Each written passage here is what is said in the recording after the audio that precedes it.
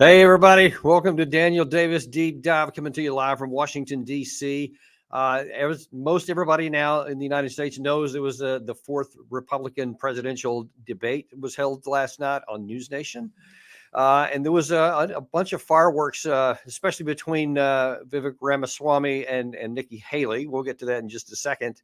And as we've talked about before in the pregame show that we released a little bit yesterday before it, the real elephant that was not in the room was Donald Trump. We're going to get to that too. But to help us break down what happened and what's likely to happen, we have my good friend and colleague, Harry Kazianis of the National Interest. He is currently the Director of National Security Affairs at the Center for National Interest. And it's always a pleasure to have you because, you know, not only do you know most of these players, you've actually worked on some presidential candidates campaigns in the past. You've advised presidents. So I think you have some insight here that are going to be really useful to our audience today. And welcome to the show, Harry. Thanks, Danny. Good to have you back again. And let's just jump right into it. So rather than really go across and just like say, all right, here's what everybody said, we're going to kind of talk about the bottom line of what's really important here. And I think the biggest issue, the biggest takeaway is that it's almost doesn't matter what all these people say in terms of how this race is going to go. But I want to highlight a couple of things because there are some important issues that were raised that kind of gives an insight into what at least many in the Republican Party are thinking. We're going to center, first of all, let's take a look at this exchange between Vivek Ramaswamy and Nikki Haley. What happened to Israel was dead wrong. What Hamas did was medieval. It was subhuman. It was immoral. And we have to call that out for what it is on October 7th. But to say that that was an attack on America fails a basic test. I mean, Nick, if you can't tell the difference between where Israel is and the U.S. is on a map, I can have my 3-year-old son show you the difference. That is irresponsible because it has major consequences, because that doesn't leave room for what actually is an attack on America. I dealt with Iran every day when I was at the United Nations, and they only respond to strength. What they don't respond to is when you weaken the sanctions like they did on Iran that allowed China to send them billions to fill their proxies. What they don't respond to is when you give $6 billion for 5 hostages. That only makes them want more hostages. What they don't respond to is when they do 140 strikes on our men and women in Syria and Iraq, and we do nothing but just some small shots back. You've got to punch them. You've got to punch them hard and let them know that. That's the only way they're going to respond. So the way you do that is you go after their infrastructure in Syria and Iraq where they're hitting our soldiers. You know, it's kind of funny that's kind of some of the same messaging that we've really heard for a long time. The only thing they understand, and you can fill in the blank for who they is, it always changes. The only language they understand is strength and pain and heat. So we got to punch them hard, as she said in that case there. But what's been your experience over time, Harry, especially when it comes to Iran? Are they going to back down and do they have a history of backing down when they get punched? Not really. I find the whole exchange kind of amusing because it kind of went in so many different directions.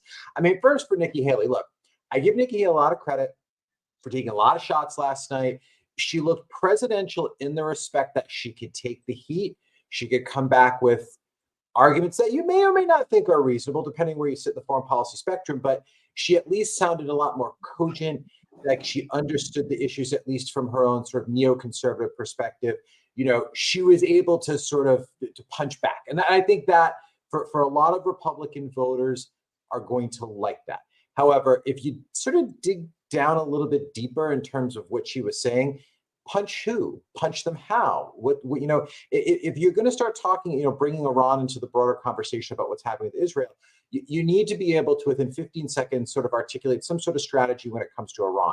She didn't explain why we have forces still in Iraq and Syria. I don't know why. I don't think you know why either, Danny. I mean, you've been very clear on this yourself. You've been sort of a leader on this issue. Why do we have forces there? What are we deterring? What is their geostrategic objective? I have no idea, but okay, whatever.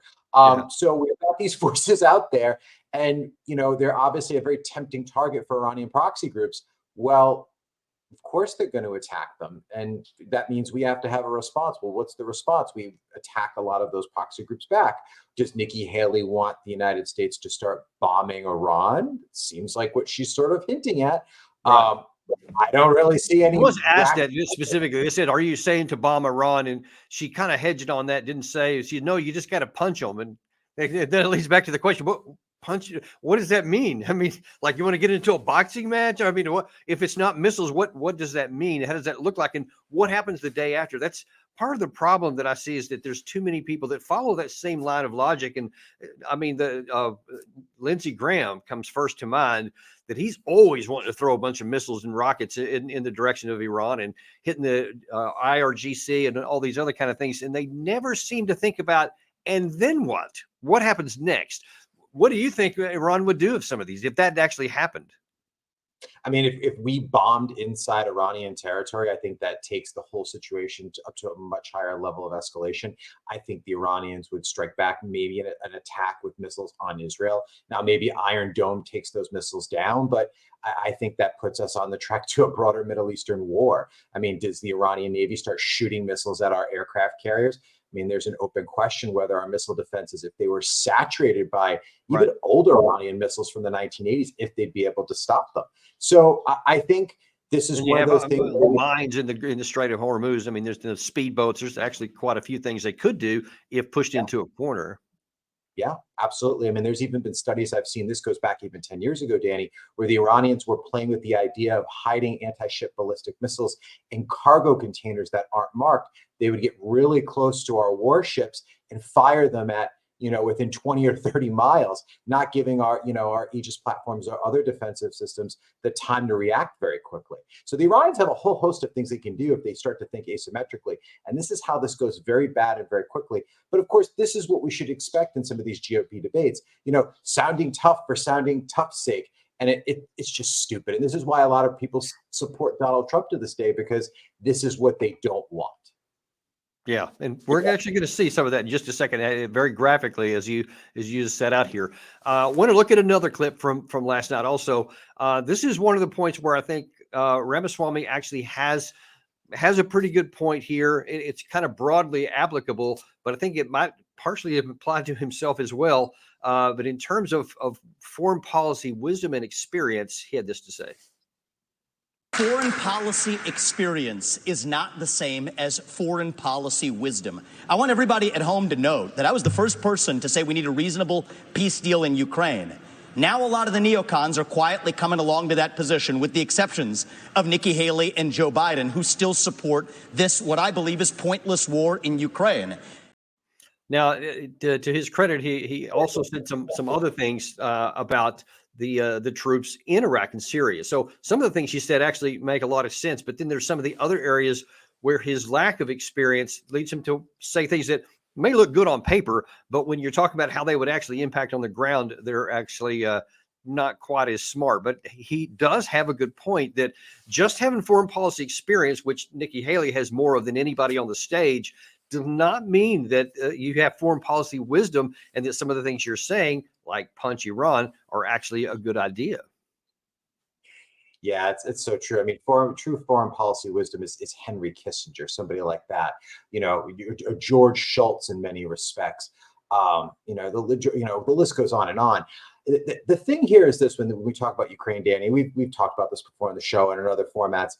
What I want to know from the neocons or Joe Biden, hawkish Democrats, whatever, is I think many Americans support the idea of helping Ukraine. And we can debate what that help looks like, how much arms, maybe no arms. I don't know. We can debate it, but I don't think anybody wants to see Russia cleave off huge sections of Ukraine and in result any sort of win when it comes to that country.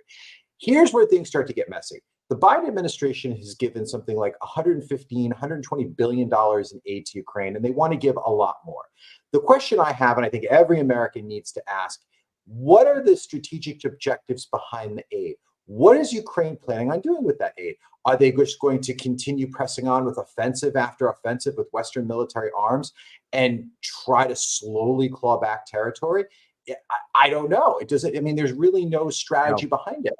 That's really what bothers me here is that I think the American people need to understand if we're going to go further and further into debt for Ukraine, What is Ukraine's end goal in all this? What is victory? How are we going to get to victory? I'm sick and tired, Danny, of hearing, we have to defeat Vladimir Putin. We have to make sure that Ukraine's territorial integrity is ironclad. But what does that mean? Tell me what it means. I mean, I have a degree from Harvard. I've studied this issue for years and years. I can't tell you what it means, and I do this for a living. So here's what President Biden actually said on that very subject just a little while ago. The entire world is watching. What will the United States do? And think if we don't support Ukraine, what's the rest of the world going to do? What's Japan going to do, which is supporting Ukraine now? What's going to happen in terms of the G7? What's going to happen in terms of our NATO allies? What are they going to do? If we walk away now, it'll only embolden other would-be aggressors. So I'm calling on Congress to do something and do the right thing, to stand with the people of Ukraine, stand against the tyranny of Putin, stand for freedom, literally stand for freedom. Let's get this done. Yeah, see, and to your point there, lots of bumper stickers there, lots of rhetorical questions, which I could answer very graphically in ways that are very different than what he's implying in there. But the thing that he didn't say in there, what is America's vital national interest in here? How many years of this kind of funding are we going to have? How is that money going to go to achieving attainable military objectives or any even political objectives that benefit the United States? And how many years of that are you going to have? We've already given, like you said, somewhere between 110, 115, 20 billion already. That didn't even move the needle, Harry, for a full year in combat. Now, even more than that. And it's going to be definitely less in the next year while Russia's continued to increase. So how are they going to account for the fact that the last tranche didn't change anything and now a smaller tranche is somehow going to do something? Or is he suggesting we need to give this like $60 billion a year into perpetuity? He's not even saying any of those things, because if anybody thinks that by giving this amount of money somehow in a year from now, then we'll be having a victory celebration or something, I don't know. What we're going to get, Harry, is another bill for another $60 billion. I think so, Danny. And I think the thing is this, is that nobody can say what the end goal is of the Ukraine war is. I mean, obviously, initially back in February 2022 is to stop Putin from marching into Kiev and taking the whole country. Noble goal. I get that. I can get behind that. I think every American can. Nobody wants to see that. However, after that, what is the goal? If then once we have a goal, how are we going to achieve that goal? How much is that goal going to cost? I mean, I hate to keep saying the same thing over and over again, but it's like basic foreign policy 101 that you would read as an undergraduate at any college in the world. And think about it this way. All of the foreign policy mistakes we've made a lot of them since the Vietnam War, are really all around the same thing. We are great at getting into wars. We are great at winning the initial battles, but we don't have any grand strategy after that. And what gets me very scared, Danny, and you kind of pointed this out, we can't put foreign policies on bumper stickers and think that that's going to lead some sort of big strategic victory. My real fear, to be honest with you, is that the secret sort of goal behind all this is that if we just put enough pressure on Putin, at least what I think the neocons think, is that somehow that the Russian economy will fall apart and Putin will be deposed. And all of a sudden, we're going to have this wonderful 1991 moment where, Russia suddenly blooms into a democracy and they're our best friends and they join the EU and they join NATO and we all go kumbaya after that. Look, I'd love to see that. That would be great. But it's not going to happen. That's the real problem with so much of our foreign policy. It's aspirational. It's like, it would be really cool if this happened, but there's no fundamental reasons to it and practical steps like George Shultz, like you're talking about. And even though I have a lot of issues with Henry Kissinger, I mean, he certainly knew how to get things done and he understood the reality of what you have to accomplish certain goals. And man, there's just almost none of that these days. No, it's like a Disney movie. It's just make believe. Like we just use all these little bumper stickers. Like Biden's talking about we have to fight for freedom. Okay, but that's great. That's a great talking point. But what are we actually going to do? What is the strategy? I mean, is the strategy to kick the Russians out of the Donbass? Is it to kick them out of Crimea? Is it to start marching on Russian territory? Nobody has a clue. And if those are your objectives, we're not giving the Ukrainians anywhere where we would need to do those things. They're not getting the training that they need. They don't even know how to do full combined armed services warfare. I mean, give me a break. I mean, the whole thing is it doesn't make any sense, but it gets the talking point. It gets them in the media cycle for a little while. It looks tough, and the American people just move on. But the thing is, they move on. But the problem festers because those bumper stickers, those Disney movie sound bites don't actually change anything on the ground, so it's going to still be out there. Now, that has some significant relevance to this issue at hand here and the potential for who's going to be asked to run or who's going to be asked to be the president in the next election. And let's take a look at what Donald Trump actually had to say on this issue of Ukraine. Some people hear you say you're going to end the war in 24 hours, and they worry that means President Putin is going to get to keep the territory he's unlawfully I'd make a fair claimed. deal for everybody. Nope. Doesn't mean that? Wouldn't be a win for Putin? That's something that could have been negotiated because there were certain parts, Crimea and other parts of the country, that a lot of people expected could happen. You could have made a deal. So they could have made a deal where there's less territory right now than Russia's already taken, to be honest. And you could have made a deal where nobody was killed. They had a deal. They would have had a Ukraine country. Now nobody even knows if Ukraine is going to be totally taken over. And look, Harry, let's consider one of the things he's saying there. Now, I'll say at the top here what a candidate says and what they would actually do in the White House, even for someone who's been in the White House, are very often different things. But he is very much on point there. As I wrote for you, actually, in some of your publications several times in the year prior to that war, that there were many off-ramps. There were definitely places that the war could have been avoided completely. And a lot of that is because of Disney kind of foreign policy aspirations by the United States in the West. And to say, no, we're not going to, I don't care what anybody says, we're going to keep that door open for Ukraine to come into NATO. And even though Russia has and Ukraine signed these Minsk Accords that could have given, nominal control even over the Donbass to Kiev, and it would have protected the Russian speakers in there. If they had come anywhere close to that, there almost certainly wouldn't have been a war.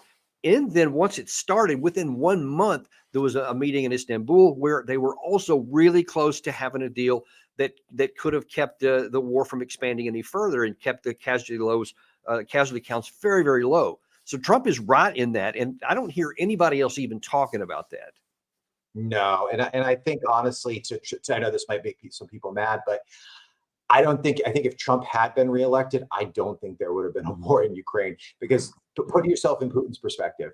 I mean, Donald Trump is sort of like a foreign policy maverick. You never know really what he's going to do. You really don't. He doesn't have this ideological perspective that we all sort of have, whether you're a neocon or realist. He doesn't know what any of that stuff is. He sort of just goes by his gut. He looks at the world as it is. I would say he's a realist, but he's sort of like this New York business sort of realist who just sort of tries to figure out what America's interests are and kind of goes from there. Could he sort of end the war in Ukraine? Maybe. I mean, I think Trump would do a lot of things that he sort of did from his North Korea playbook. I think within the first week or so, if he gets reelected in 2025 and takes the Oval Office, he might just get on the phone with Putin and say, look, what the hell are you doing in Ukraine?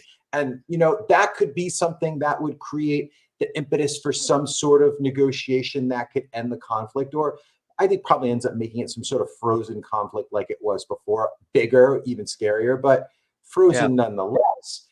I think that's where we sort of end up with if Trump ends up coming. And look, a lot of people have lots of problems with Trump in many different areas, but I just keep going back to his foreign policy issues here.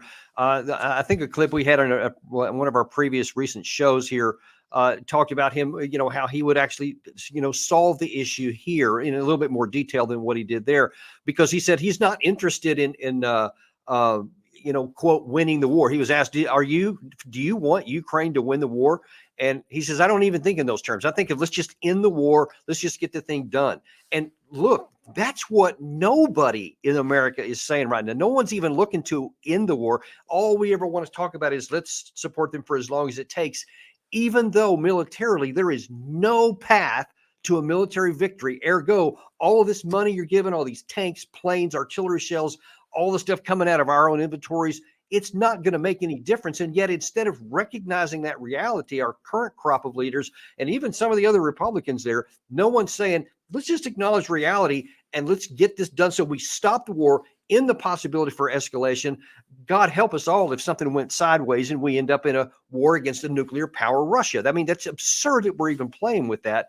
But that's one thing that Trump is not afraid to say, yeah, I'm willing to do that. Just get this thing off the table so we can move on to other issues.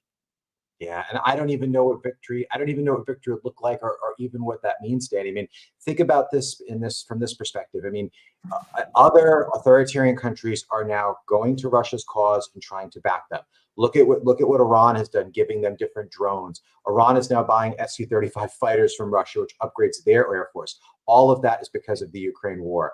Yeah. Now, all of a sudden, North Korea is selling old ammunition and stockpiles to Russia. And I'm sure that's for some sort of satellite technology, or who knows, maybe they're helping them with their ballistic missile program that'll power their ICBMs. So we have to think of Ukraine, not in terms of wins and losses, but what does the United States gain from ending this conflict? That's such a big point. Yeah, and you don't want the war in Ukraine to be this massive ulcer in Europe that creates a lot of other strategic problems for the United States. I mean, we don't want the North Koreans to have more powerful ballistic missile technology because of the Ukraine war. We got to think more broadly. And, and kind of dovetailing off of that, I mean, you just saw that the Putin went to Saudi Arabia. The UAE was feted like a king in there. And, when our senior leaders went there, like when we went to Saudi Arabia, the Secretary of State was made to wait for hours for a meeting.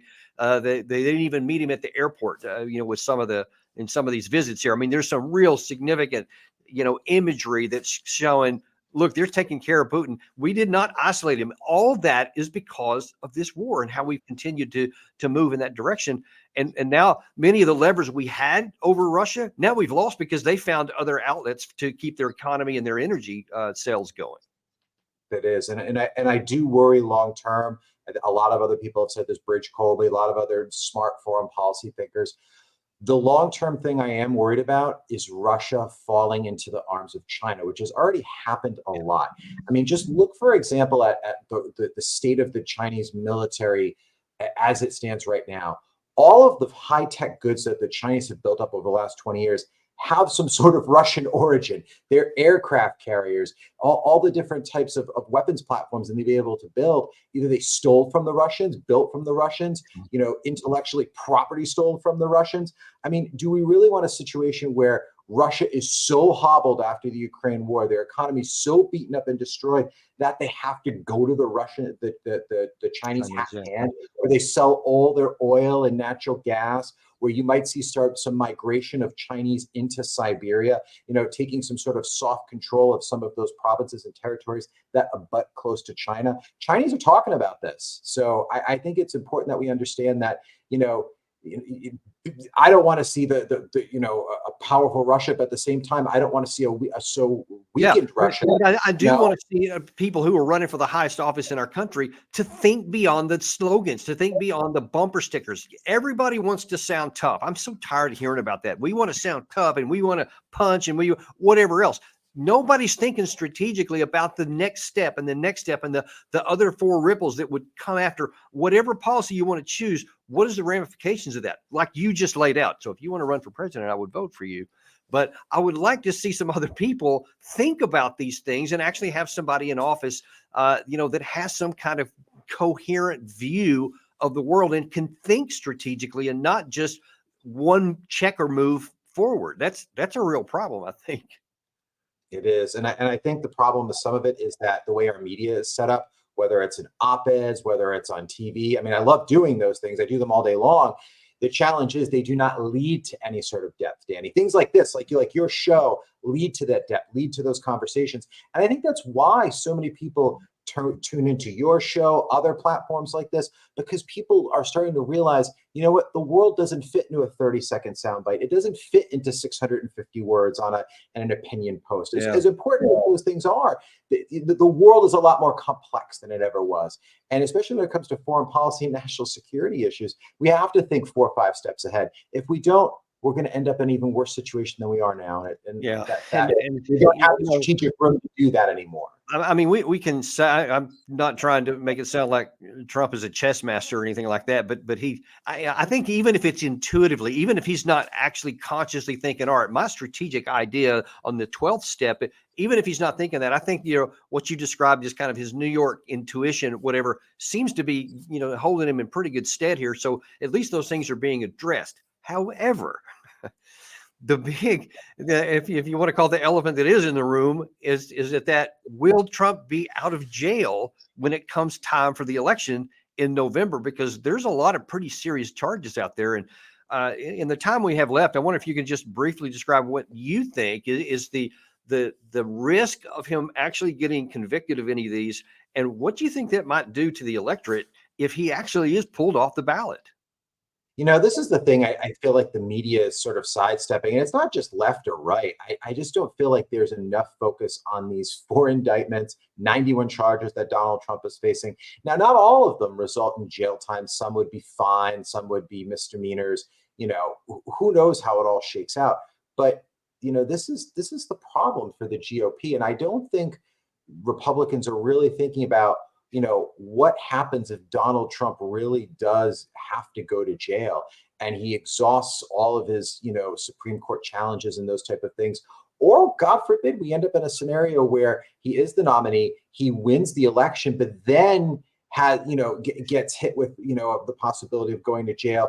And that's when he's in the Oval Office. I mean, we would be facing a constitutional crisis like we have never seen. Yeah, I mean, it's the stuff that would make up a Netflix series. So I think the GOP needs to start really thinking about this. And I think this is why you're seeing all this movement towards Nikki Haley all of a sudden, because they think they figured out that as much as I like Ron DeSantis, I don't think Ron DeSantis is ready for prime time in this moment. Maybe 2028, but I think right now he's got a lot of things he has to work out in terms of organization, how he presents himself to the wider media. He's doing a great job in Florida, but on the national stage, I think we have to face facts. He stumbled.